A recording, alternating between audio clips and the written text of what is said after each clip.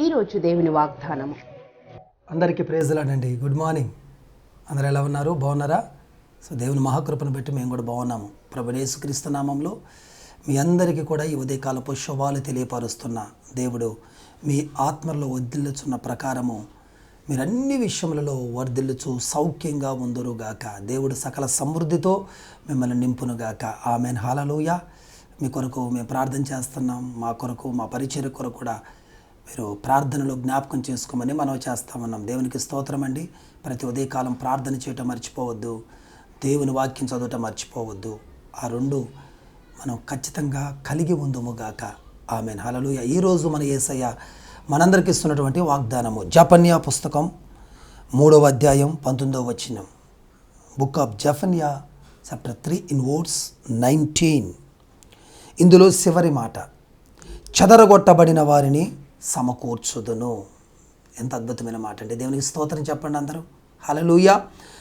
చెదరగొట్టబడిన వారిని సమకూర్చుదును. అవునండి, చెదరగొట్టబడినటువంటి ప్రతి ఒక్కరిని కూడా మన దేవుడు ఎవరో తెలుసా అండి? ఒక స్థలానికి సమకూర్చేవాడు. అలనాడు ఇజ్రాయేల్ ప్రజలు ఆయా ప్రదేశాలకు చెదరగొట్టబడినప్పుడు వారందరినీ దేవుడు మరలా ఒక చోటకి సమకూర్చిన ఆ దేవుడే మనతో మాట్లాడుతున్నాడు. ఈరోజు చాలామంది మాకు కాల్ చేసి చెబుతూ ఉంటారు, అయ్యా ఇదిగో మా ఇంట్లో నుంచి నా భర్త వెళ్ళిపోయాడు, అయ్యా నా భార్య వెళ్ళిపోయింది, అయ్యా నా కుమారుడు వెళ్ళిపోయాడు నా ఇంట్లో నుంచి అని చాలామంది చెప్తూ ఉంటారు. కుటుంబాలను మన విరోధి అయిన సాతానుగాడు ఏం చేస్తున్నాడు తెలుసా అండి? చెదరగొడుతున్నాడండి. ఎందుకంటే కుటుంబ వ్యవస్థను చేసినది మన ప్రభువైన యేసు. అందుకే వాడికి నచ్చట్లేదు, వాడికి ఇష్టపడట్లేదు, కుటుంబాలుగా ఉండనియ్యడు, కుటుంబాలకి కలిసి ఉండనియ్యడు. ఏదో ఒక చిన్న సమస్య పెట్టి ఇంట్లో నుంచి వెళ్ళిపోయేటట్లుగా, లేకపోతే భర్త ఒక చోట, భార్య ఒక చోట, పిల్లలు ఒక చోట, ఇలా నాలుగు పక్కల చెదరగొట్టేస్తూ ఉంటాడండి. ఈరోజు ఈ మాటలు వినుచు ఏ విషయాలను చెదరగొట్టబడ్డావు? ఎవరు నీ ఇంట్లో నుంచి వెళ్ళిపోయి ఉన్నారు? నీ భర్త వెళ్ళిపోయారని బాధపడుతున్నావా బిడ్డ? నీ కుమారుడు వెళ్ళిపోయాడని బాధపడుతున్నావా? నీ భార్య వెళ్ళిపోయిందని బాధపడుతున్నావా? ఈరోజు ఈ మాటలు వినుచుండగానే ఈ నా ప్రభు నీకు ఒక గొప్ప ఆదరణ కలిగించబోతూ ఉన్నాడు. డోంట్ వరీ, భయపడవద్దు, బాధపడవద్దు.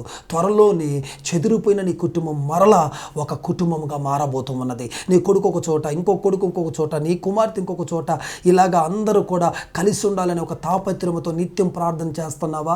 అయ్యో నా కుటుంబం చెదిరిపోయింది, అయ్యో నా పిల్లలు చెదిరిపోయారని నువ్వు చాలా బెంగ పెట్టుకొని నిరాశ చెంది ఉన్నావా?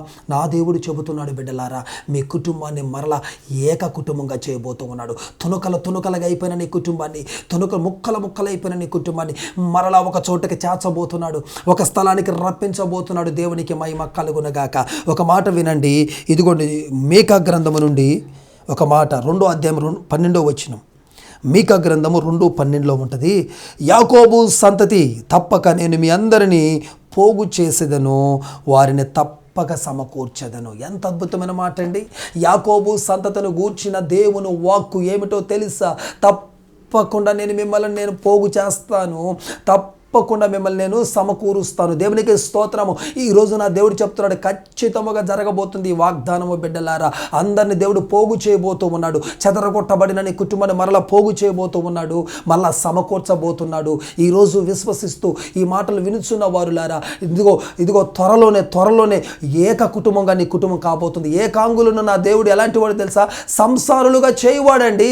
ఏకాంగులను సంసారులుగా చేసి బంధించబడిన ప్రతి బంధకాల నుంచి వారిని విడిపించి వారిని వర్ధిల్ల చేసే దేవుని వాక్కు బయలుదేరి ఈరోజు నీ ఎద్దుకు వస్తూ ఉండగానే యేసు నామములో ఇదిగో ముక్కలైపోయిన నీ కుటుంబము ఏకంగా కాబోతూ ఉన్నది. ముక్కలు చేసిన సాతాను శక్తులను లయపరచబోతున్నాడు యేసు నామములో. మంత్రపు శక్తులను ప్రయోగింపచేసి నిన్ను నీ భర్తను కలవనీయకుండా వేరు చేసేశారా?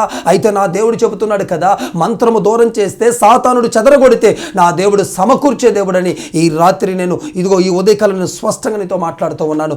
ఈ రోజు నుండి నీ జీవితంలో ఎక్కడ చెదిరిపోయారు అక్కడి నుంచి మళ్ళీ సమకూర్చటం స్టార్ట్ కాబోతుంది. మీ అందరూ మళ్ళీ కలిసి జీవించి సంతోషించే రోజులు త్వరలో రాబోతున్నాయి. అట్టి కృప త్రియేక దేవుడు మనందరికీ దయచేయునుగాక. ఆమె చిన్న ప్రార్థన చేసుకుందాం. పరిశుద్ధాత్మ తండ్రి, యాకోబు సంతతికి ఇచ్చిన వాగ్దానము ఈ మాటలు వింటున్న ప్రతి ఒక్కరి జీవితంలో నెరవేర్చబడునుగాక.